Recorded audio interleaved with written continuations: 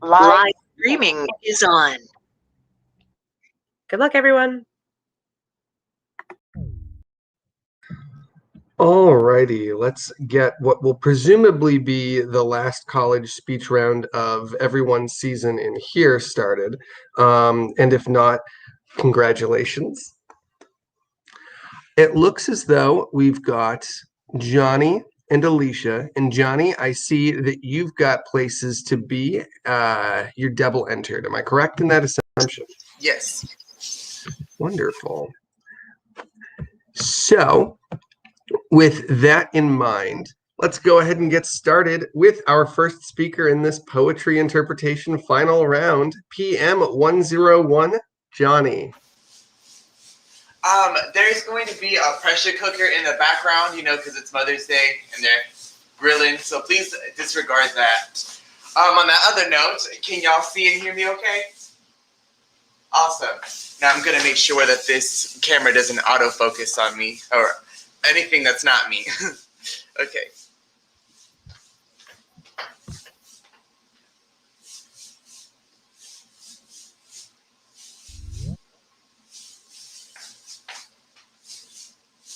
Okay, I was just making sure. Let me see.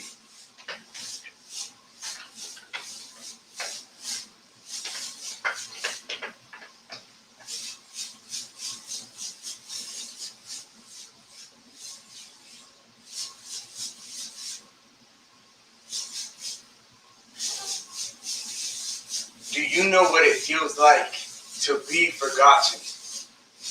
I had to stare at blank pages knowing nothing about my roots other than the ones resting on my head. So in a circle, I lit candles to talk to them. On my knees, I kneeled before those who died standing. And no, I'm not talking about God, but the ones who they call immoral.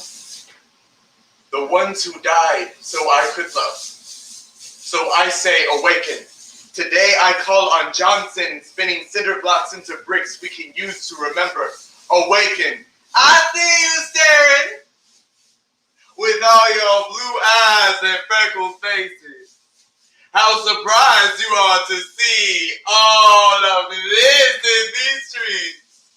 The way you drool and ball your fists at the same damn time. How much work that must take, honey. Awaken.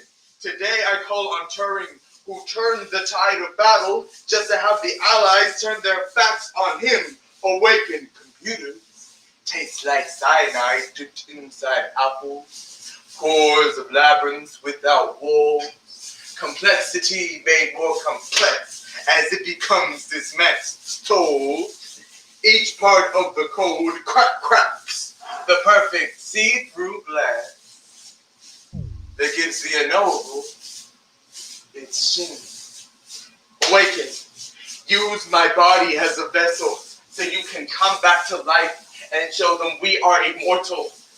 I stand awaiting your call so we can uncover the memories they buried in the house they painted white. Awaken.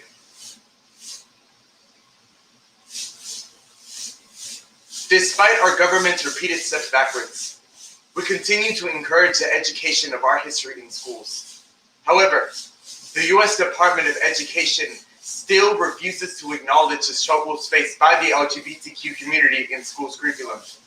Historian Eliza Bayard, executive director of the Gay, Lesbian, and Straight Education Network, laments that history was taught to reinforce the idea that only certain ways of being are natural, which makes it imperative that every child understands the complexity of human history in all different dimensions in order to have a full understanding of the past, present, and possible futures. Thus, as the battle for equality begins its new chapter, the spirits of those who died fighting for equal representation in this country have become restless.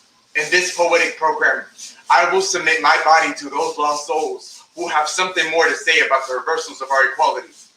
Using the poems Awaken by Rock Jade, A Love Letter to Alan Turing by Eric Klein, All the Dead Boys Look Like Me by Christopher Soto, The Stonewall 50 by Trudy Housen, A Mortician in San Francisco by Randall Mann, and For Marsha B. Johnson by Coley Driscoll and Edwin Godney. a revival, because we should not have to die in order for you to learn how we lived.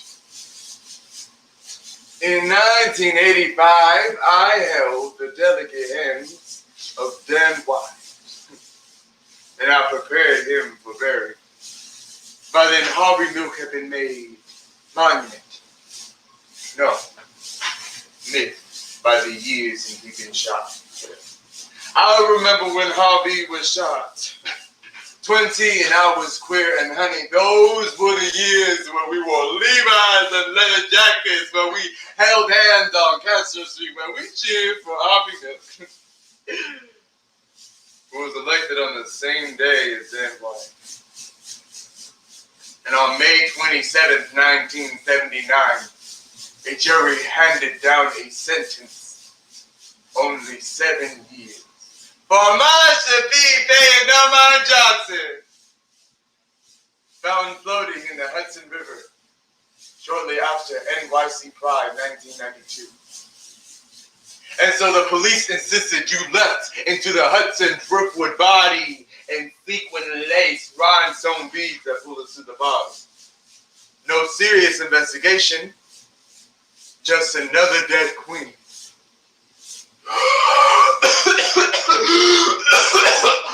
So we all choke on splintered bones. Dismembered screen. And the idea that each death is our own.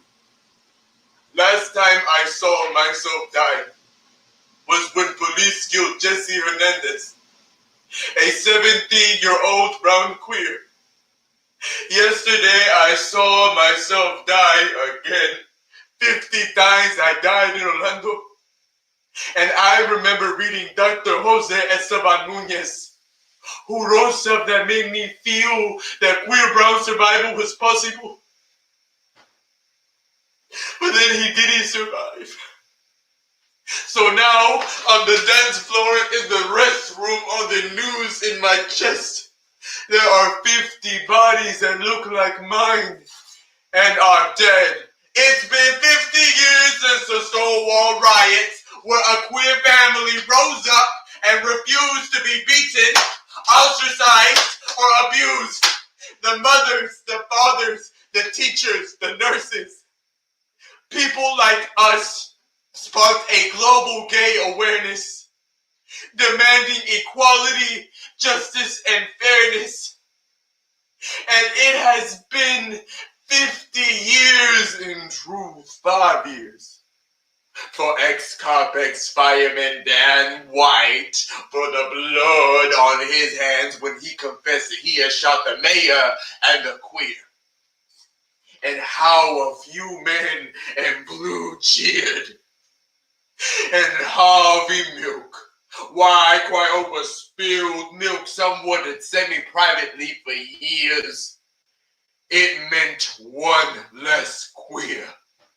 And so the boys beat Burgundy and all the fabulous they got. But you know how Burgundy ain't for everybody.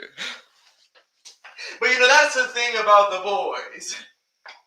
You know, the white ones, the straight ones, the ones who steal everything. They don't take my love. So sometimes it's just me spinning myself into cotton candy for the quiet masses, but I'd be damned if I be soft like that all the time. Because when they spit, when they shout, when they want to seize your blood, sometimes you just gotta throw something. And so they cracked the code of what I was and took only the parts that would fit within their own weak motherboard, tearing me up, down, inside, outside, top, bottom, B-side, back, swirling chaos.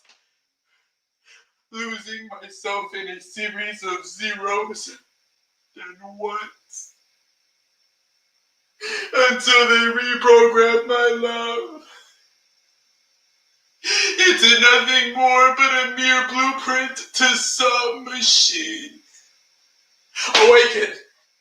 I feel this tidal wave of emotion take control of me. I feel the rocks on my skin, the brick they put in my hand. I feel powerful. I feel united. I feel ready to fight back. I will not back down. How can we imagine ourselves when all the dead boys look like us?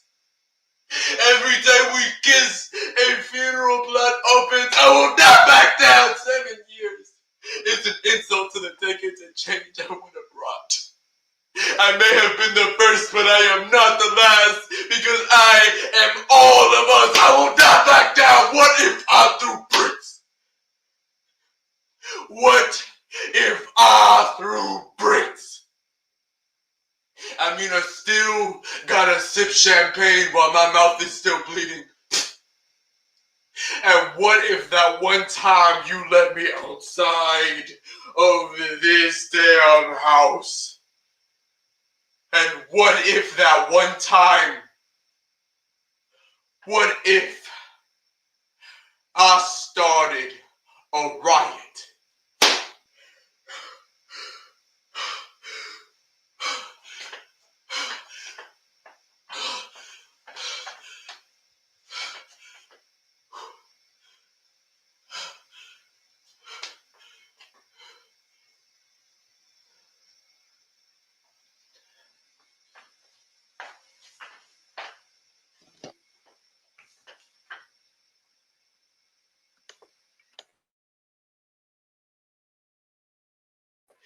Please excuse me.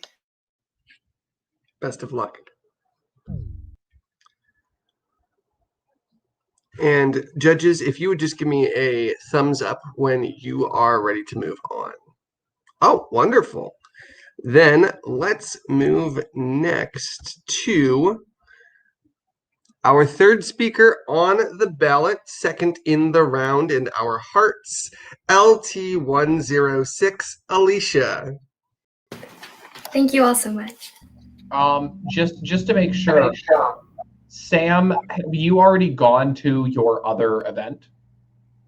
Okay, just making sure. I didn't want you to get neglected if you already had somewhere else to go.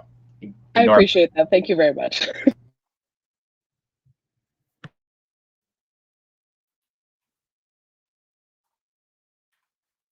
Excuse me, sorry, I forgot. Can you guys hear me all right?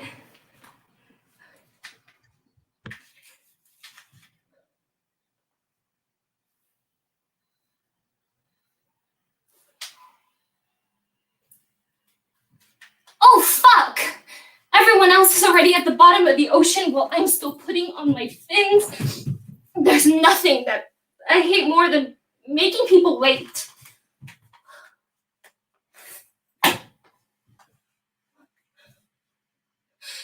I jump in and Costa Rican water is way colder than I expect, and it's salty. And I have to inflate my BC because I can barely keep my head above water. My weight belt is loose and falling off my waist.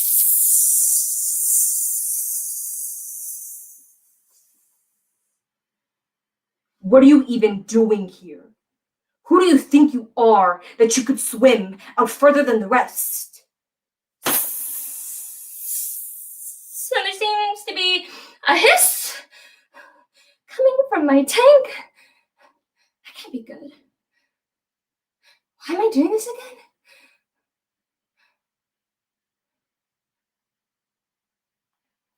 Because my mom never learned how to swim.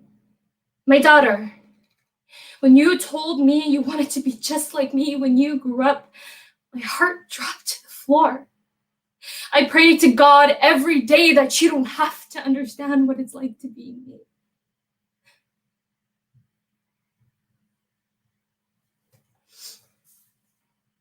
For children of immigrants, navigating through life in the United States can feel nearly impossible.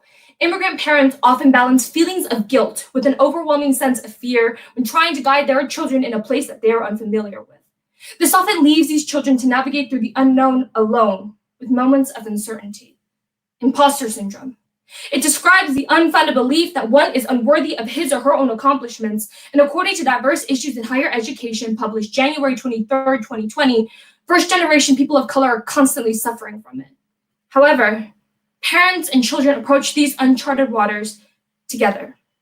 With poetry, Diving by Joe Hernandez, The Unwritten Letter for My Immigrant Parent by Muna Abudali, The Imposter Syndrome That Spoke Back by Lucky Maspia, and The Imposter by Kate Dieter. A program that argues that it is an act of bravery to throw your child into the deep end, an act that we are all grateful for, and one that makes us stronger. So at 6 months old, my mother enrolls me in a swimming class, and she watches from behind glass as the instructor takes me in his hands and throws me in the deep end. I begin to sink. She begins to panic. She screams, "That's my child drowning out there! Se está ahogando!" Just then, physics kicks in, and I begin to paddle and float back to the top. Pretty soon, I'm doing flips that started out as belly flops. My mother says, "My daughter, take my culture in our native tongue and speak, learn, jump, fail, fall. Speak, learn, jump, fail, fall. Speak, learn, jump, fail, fall. You are called first generation for a reason. Best of me lives in you." My mother watches as I leave the neighborhood pool, where the temperature of the water is predetermined and perfect. She watches. She encourages me because she knows the ocean can be a beast, that the waves can't be controlled, that there's so much beneath the surface that can't be seen. Most kids don't even get in. Most only dream from the shoreline drinking juice boxes with friends. But she says, "My child has always loved to swim." Good! Just be careful, my child! Ten cuidado! My daughter, the American dream was never meant for me.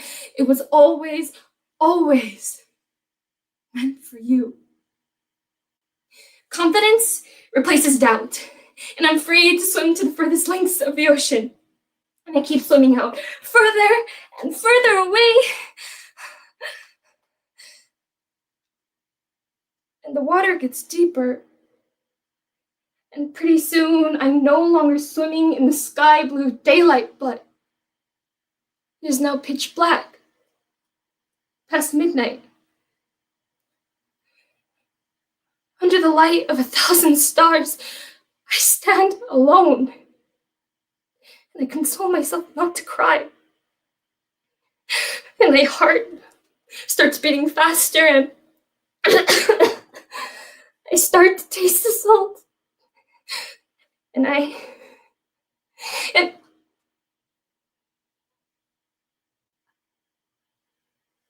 see them now. They're shark fins circling me. They whisper, Bit by bit, I change you until you finally open your eyes and realize who you are outside does not match who you are inside. I took your solid confidence and ground it into fine grains, then built a sandcastle out of it and left it on the shore. The ocean has taken off with what was left of it.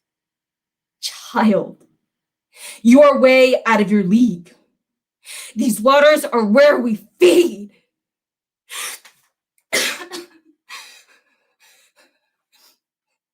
and I can't see anything in front of me anymore. When did it all get so dark? I'm sorry, Mom. You were right. I'm drowning out here. And for a second, I think, maybe I should just get back on the shore. But I didn't come all this way to talk about something I almost did. I don't watch from a distance. I tighten my mask. I deflate my BC. And I begin to descend.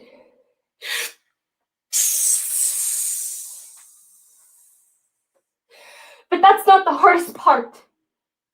The hardest part is always the first few feet. Gravity will always pull you back up towards the surface.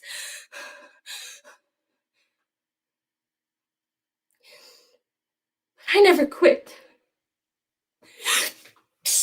But instead, I flip my body over and I commit. And I kick, and I kick, and I kick as hard as I can.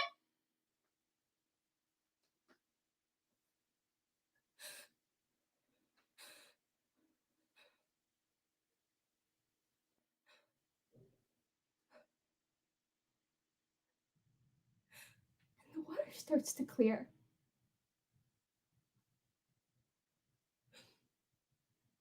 And Mom? I wish you could see how beautiful it is down here. I'm sorry that you never learned how to swim, but you made sure someone taught me. So now, am I only not afraid of the sea, but I can swim 45, 55, 65 feet beneath the surface. And the deeper you go, the darker it gets, but the more beautiful the colors that are revealed. Because of you, this is where I'm meant to be. In the peaceful calm of the darkest parts of the sea.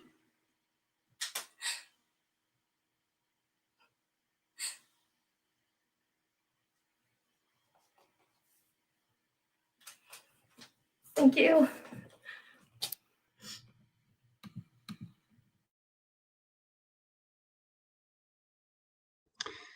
And second verse, same as the first. If y'all would just give me a thumbs up when we're ready to move on.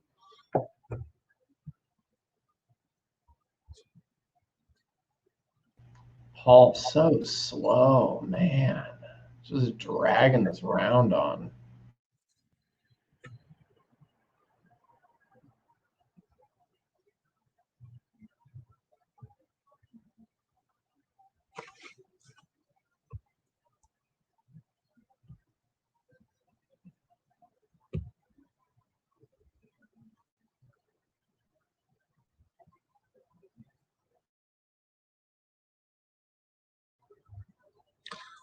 All righty, let's move on to our next speaker, fourth on the ballot, but third in the round in our hearts, KB105, Samantha.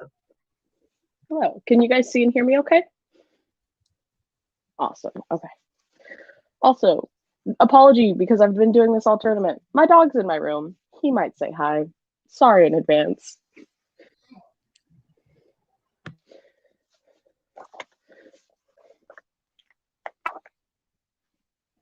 My parents are Mexican, who are not to be confused with Mexican Americans or Chicanos. My parents are Mexican, who are not to be confused with Mexicans still living in Mexico. Those Mexicans call themselves Mexicanos. I eat American food, like hamburgers, which are American when a white person eats them, but diverse when my family eats them. Biracial boy hates being two different selves, recalls it's the world that made him this way, that splits him in half, held oppressor and oppressed. These are two ideas, two skin colors. I never realized that I was stuck between. I'm the blood of both races. Stripped of my culture, stripped of an entire language because of one decision that I make. Mexican blood runs through my veins, while American philosophy fills my brain. I am the son of a serpent-eating eagle flapping away your complexities. You have turned as plain as paper cranes. You kind of look Latina. There's no way you're Mexican. You look white to me. If you're white, why do you pretend to be brown? You know Mexican's not a race, right? A battle raged on Vice President Kamala Harris's Wikipedia page after her candidacy was announced, according to The Atlantic of August 30th, 2020. The war was being fought over the term African American, with one anonymous user asking, "How can you identify someone with South Asian ancestry as African American?" While another user unequivocally stated, "She identifies as African American." End of story. While the discussion of how those with a diverse racial background identify is not a new topic of discussion, the discussion swirling around Harris's identity reminds us of the struggle that many multiracial Americans face in a society that demands a categorical box for everyone. Too often, those who are multiracial find themselves in a position of being denied access to their multifaceted identities by those who gatekeep what it means to be enough of any one race. So with the poetry, My Blood is Beautiful by Mercedes Holtree, Brown Boy, White Boy by Jonathan Mendoza, Mango Queen by Alexa Villanueva, I Am Chicana by Larissa, Conquest by Anthony Orizaco, and Mexican American Disambiguation by Jose Oliveras. A program to remind those like me who have struggled with your identity. You are complex, you are enough, and you are beautiful. A box. A box is what I've been shoved in, or at least they've tried. They've tried to stuff me in, squeeze me, tape the box completely shut. I am Mexican and American. I am part of two worlds. I forgot that despicable talent, hiding either being too tinted or too pallid to plead for validation from birds of prey who say they mean no malice, though they peck at my self-respect to see what they can scavenge. Biracial boy is asked to join racial affinity group, people of color or white. White boy does not want to keep people of color from having a safe and constructive conversation. Brown boy does not want to keep white people from having a safe space. Biracial boy does not know what he is. Recalls posting a Facebook survey on Facebook in middle school, asking how people categorized him. Biracial boy wishes that his skin came with an instruction manual. Too light, too cautious to be Hispanic, and too free to be milky white. They ask if my tongue is split, language colliding in the sweetness of papaya, too American to abide by the taste and the flavor of betrayed heritage. Your parents are two opposite flavors of swirly and fucked you into existence. You're all Spanish accent and light skin, all long dark hair and freckles, not brown enough to be called Mexican. The old man from the coffee shop asks for my name. I write it on a piece of paper and he stares at it.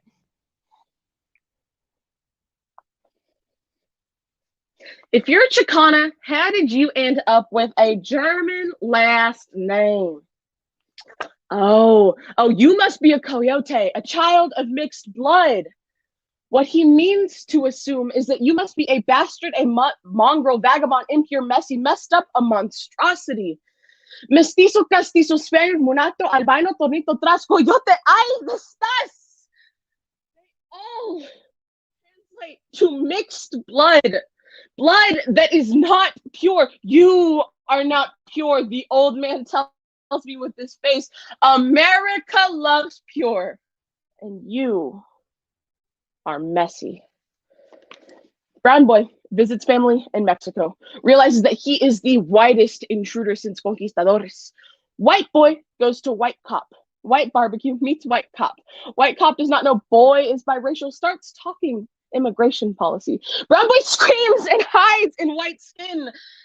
Biracial boy is still a discolored sheep of each family, and the dog that hunts it.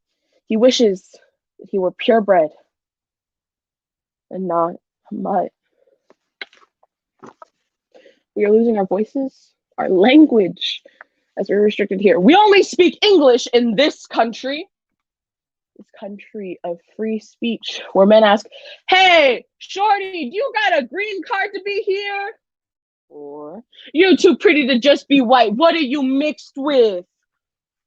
Or, did you cross the border?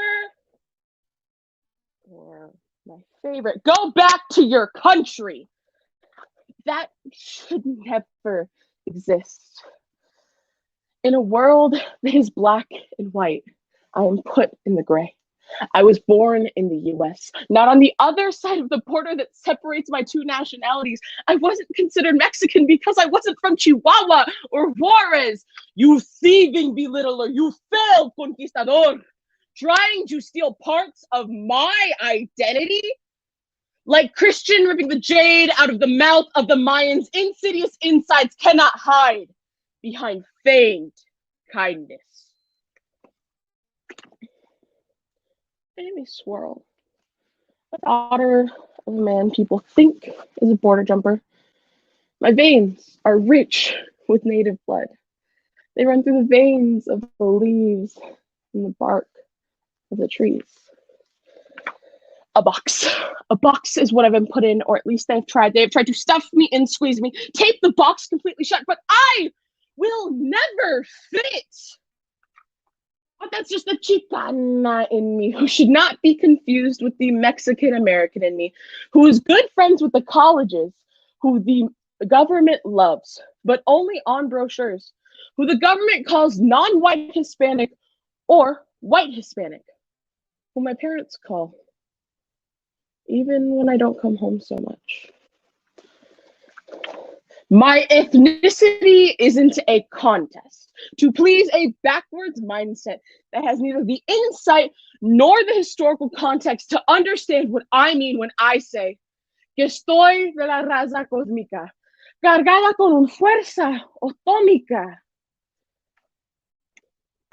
I am made from the flesh and blood of both lands. So do not define me by the darkness of my skin, to a beauty that cannot be defined by a double standard. I am a walking history lesson. I am a mix of things. But what I am not is a fucking identity crisis, some kind of chemistry experiment, America's ignorant assumption about who I am, what I feel, or how I act. My character belongs to me. My identity belongs to me. And my blood belongs to me. And I will be damned if anyone calls my blood anything but beautiful.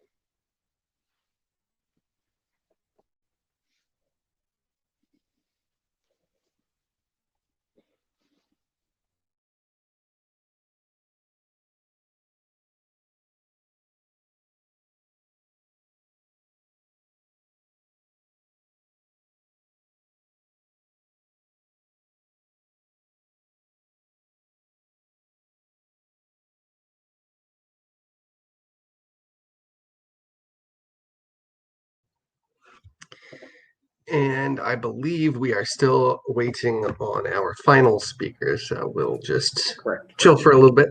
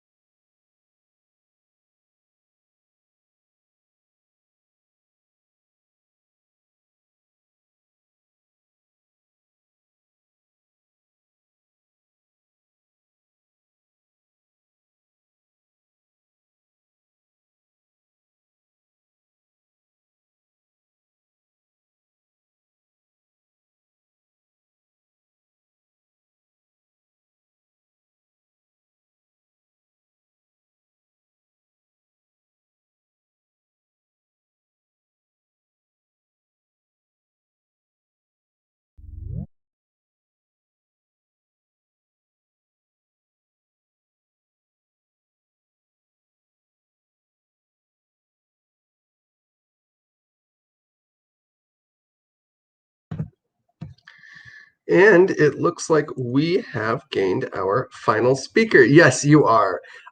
Since you have been coming from a different round, if you need to take a second, breathe, get some water, go ahead. That would actually be so great. I just it was IPDA to ADS, and so thank you. Yeah, totally. Just take a second, and then when you come back, just turn your camera on so we know we're ready to go. Then I'll introduce you, and we'll go through all of the bacchanalia there. Perfect. Thanks, Paxton.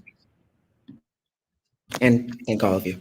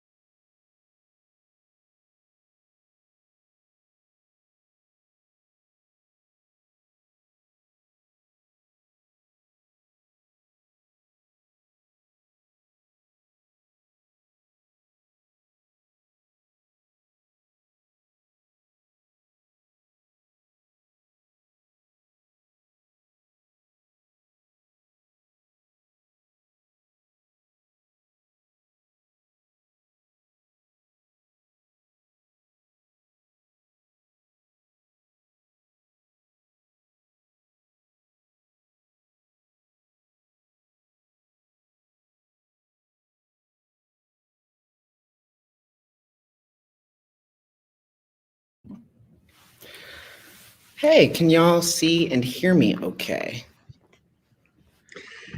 So let's welcome up our final speaker in this poetry interpretation round, CQ101, Evan. And just before I begin, would y'all mind confirming that the link in chat works? I have been having difficulties with it most of the weekend. Can someone confirm what it takes y'all to? Because it's been weird. It takes me to learn about BFRBs. Perfect. Is that correct? That is exactly what it should be. And I assume that y'all can hear and see me okay. Fantastic. Okay. Cool. Anyone not ready?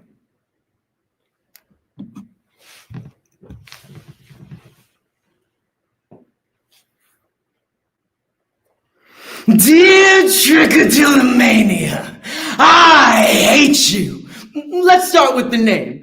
Trick, that's Greek for hair, tillo, to pull, and mania. Of course, is madness. By the time I finish telling you this, my fingertips will tingle with the need to find something, anything else to do, as long as it's not my hair. Because I know the moment that they go there, there will be more hair on the floor than there will be on my head. The first memory I have was from when I was only 5, and I was pulling and pulling and pulling, and I've been trying so hard to stop, but nothing is working. It feels like there's nobody else there except me and my hands and my hair. Mental illness, the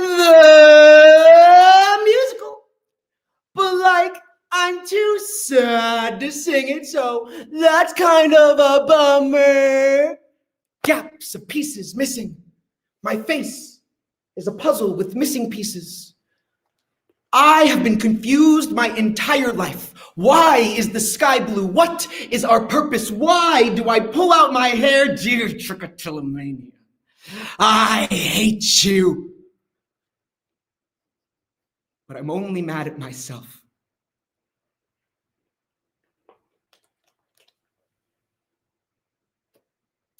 Psychology Today of January 2020 argues that if we were able to see the effects of anxiety and depression in the way that we do, say, a broken leg, that we would take mental illness more seriously.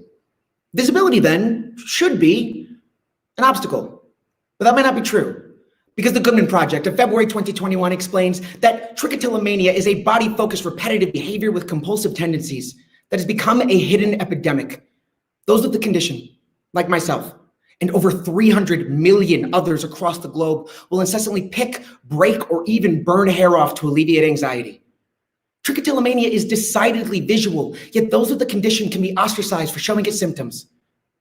This past semester, I picked off the entirety of my eyebrows. But ultimately, acceptance of mental illness doesn't require visibility, but rather an invisible commitment to transforming our attitudes towards them. So through the poetry, Letter to Trichotillomania by Stevie Lynn, Hair by Taylor Majeski, Trick by Bella Brady, Trichotillomania TikTok compilation by Shay Bly, Losing My Mind, One Strand of Hair at a Time by Anu Roche, Mental Health the Musical by Ben Wenzy, and Tricky Sitch by Evan Feldman. A program because people could see my condition and they didn't care. In the chat, I've dropped a link to the Foundation for Body-Focused Repetitive Behaviors. Please learn, donate, or volunteer to make a difference. I just want to clear something up. I don't have cancer, I don't have alopecia, and I don't shave my head for fun. I have trichotillomania. Telling me to just stop is like telling someone with dementia to just remember. You wouldn't tell a diabetic to get over it. However, they exclaim that a positive attitude will be a sober kid. If only our brains could be cleansed with hydration and a McDonald's breakfast. You know what else is a bummer?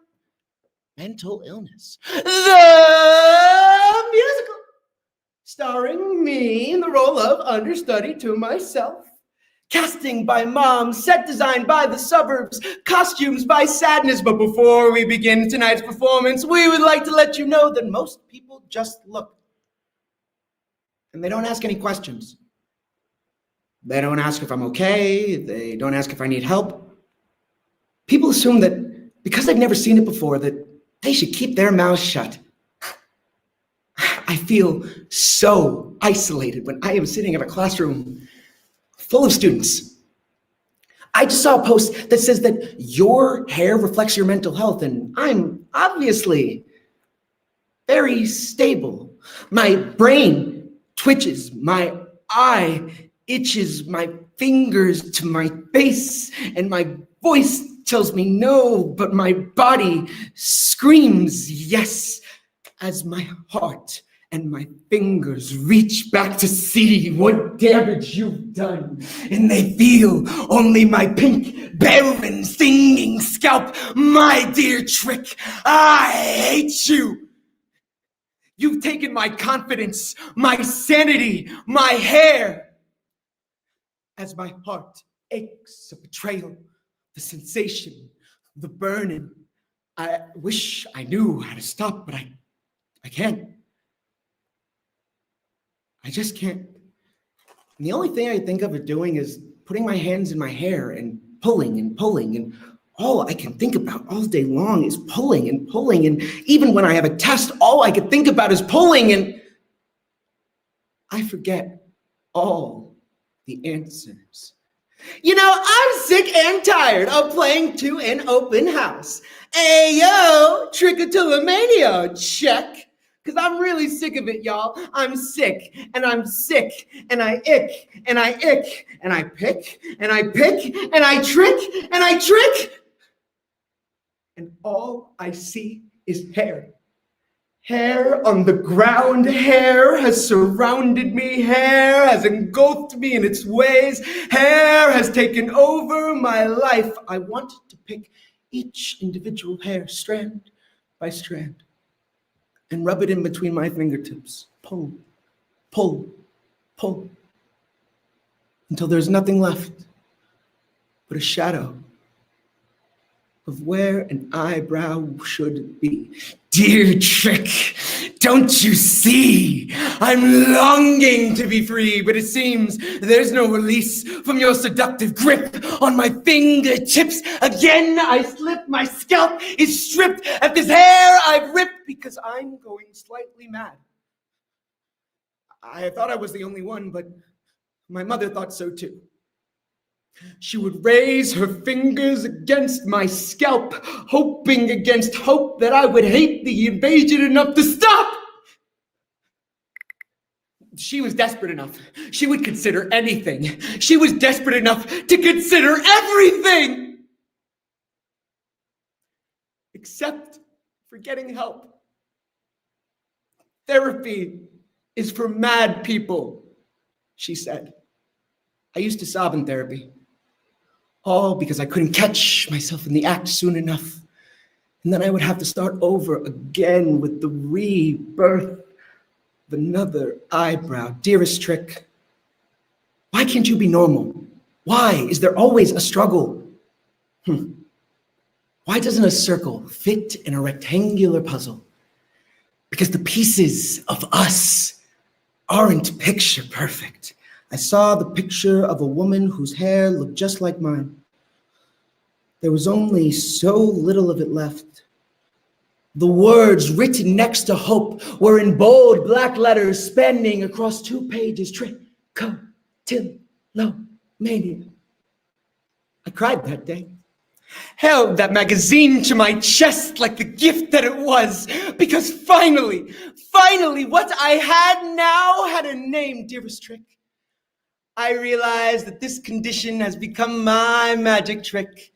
It means my body needs something if I feel the urge to pick. It means I need to eat, relax, or exercise, take my pills, drink water, or close my eyes. My dear Trick, I work with you every hour, but I won't stop until you become my superpower. By the time I finish telling you this, I may have had a bad day. Or a great one. Some days. The only thing that matters is that for the past 5 weeks, my predator fingers have not hunted my scalp for the most vulnerable strand. There are days where this admission brings me pride. There are others where it makes me fear my next relapse. By the time I finish telling you this, I will remember the woman who gave my condition a name. I do not remember hers, but her face is the face of my guardian angel. By the time I finish telling you this, I want to be that face to somebody else.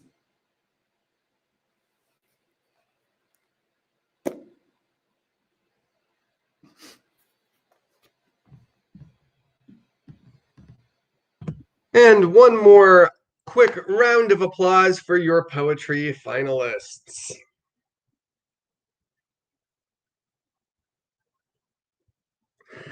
Alrighty, everybody, enjoy the rest of your tournament. Thank you for your advocacy. We don't thank you enough for that. And I'll catch you on the flip side. Thanks for judging, y'all. Thank you, guys. Thank you so much. Have a wonderful afternoon.